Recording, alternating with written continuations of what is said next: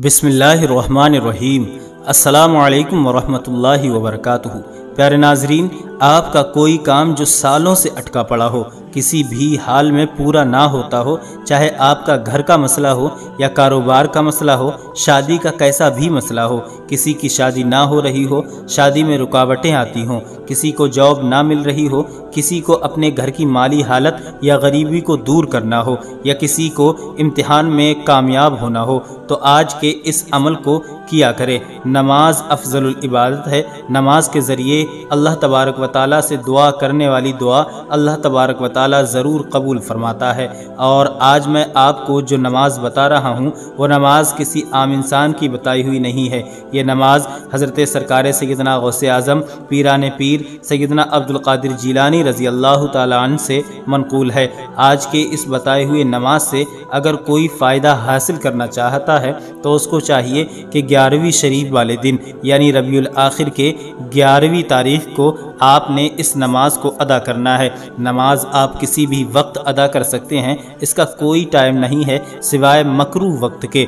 आप लोग किसी भी वक्त यानी फजर के बाद आप इस नमाज को अदा कर सकते हैं, ज़ोहर की नमाज के बाद भी आप लोग इस नमाज को अदा कर सकते हैं, और असर की नमाज के बाद भी आप लोग इसे अदा कर सकते हैं। और ज़्यादा बेहतर रहेगा कि आप लोग इशा की नमाज के बाद में तन्हाई में और सुकून व इत्मीनान के साथ में इस नमाज को अदा करें। तो चलिए जानते हैं कौन सी नमाज पढ़नी है और किस तरह से पढ़नी है। तो आपसे गुजारिश है कि अगर आप हमारे चैनल पर पहली बार आए हैं तो वीडियो को लाइक करके चैनल को सब्सक्राइब करना ना भूलें, और साथ में लगी बेल आइकन को भी ऑन पर सेट कर लें ताकि फ्यूचर में अपलोड होने वाली तमाम वीडियोस का नोटिफिकेशन आपको बर वक्त मौसूल होता रहे। सबसे पहले हम आपको नमाज पढ़ने का तरीक़ा बता दे रहे हैं, किस तरह से आपने नमाज को अदा करना है। मसलन आप अपने तमाम कामों से फ्री हो गए और इशा की नमाज भी आप लोगों ने अदा कर ली, फिर उसके बाद में तन्हाई में सुकून और इत्मीनान के साथ में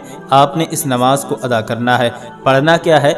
जिस तरह से आप आम नमाज़ें पढ़ते हैं, 5 वक्त की नमाज़ें पढ़ते हैं, उसी तरह से आपने इस नमाज को भी पढ़ना है।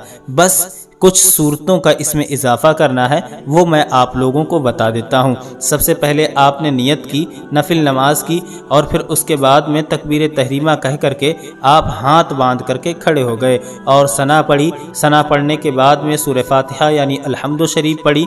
फिर उसके बाद में आपने 3 मरतबा आयतल कुर्सी पढ़नी है, और फिर 3 ही मरतबा सूरह इखलास यानी कुल हुवल्लाह शरीफ। 3 मरतबा आपने आयतल कुर्सी पढ़नी है। आयतल कुर्सी जिसे भी याद ना हो, आयतल कुर्सी आपकी स्क्रीन पर दिख रही है।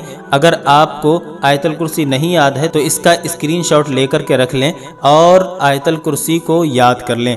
3 मरतबा आपने आयतल कुर्सी पढ़नी है, और फिर 3 ही मरतबा सूरह इखलास पढ़ करके यानी कुल हुवल्लाह शरीफ को पढ़ करके आपने रुकू और सजदा करके दूसरी रकात के लिए खड़ा हो जाना है। और जब आप दूसरी रकात के लिए खड़े हो जाएं तो सना नहीं पढ़नी है, अल्हम्दु शरीफ पढ़ करके फिर 3 मरतबा आयतल कुर्सी और 3 मरतबा सूरह इखलास की तिलावत करनी है। इतना हो जाने के बाद फिर आप रुकू और सजदा करें। फिर आप जिस तरह से दूसरी नमाज़ों को अत्तहियात पढ़ करके मुकम्मल करते हैं, उसी तरह से इस नमाज को भी आपने मुकम्मल करना है।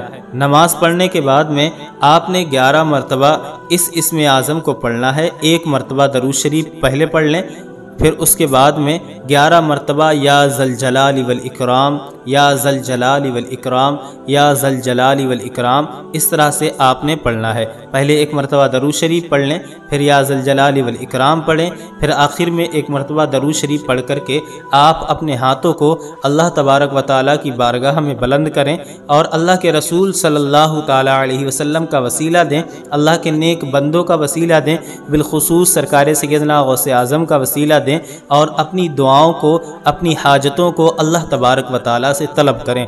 इंशाअल्लाह तबारक व तआला हमें उम्मीद कवी है कि अल्लाह तबारक व तआला आपकी दुआओं को ज़रूर ज़रूर कबूल फरमाएगा। प्यारे नाजरीन, इस वीडियो को ज़्यादा से ज़्यादा लोगों तक शेयर करें ताकि वो लोग भी इस वीडियो से फ़ायदा हासिल कर पाएँ। अस्सलामु अलैकुम व रहमतुल्लाहि व बरकातुहू।